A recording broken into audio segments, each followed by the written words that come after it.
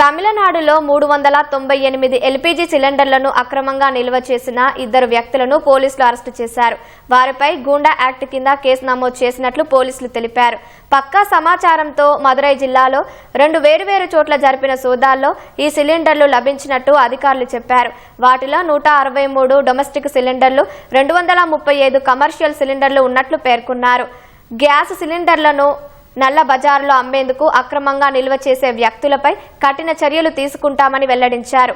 మరోవైపు petrol, diesel కోసం ప్రజలు కంగారు పడాల్సిన అవసరం లేదని తమిళనాడు పెట్రోలియం డీలర్స్ అసోసియేషన్ విజ్ఞప్తి చేసింది. రాష్ట్రంలో 7,000కు పైగా ఉన్న రిటైల్ అవుట్లెట్ల డిమాండ్కు సరిపడా నిల్వలు ఉన్నాయని వారు స్పష్టం చేశారు.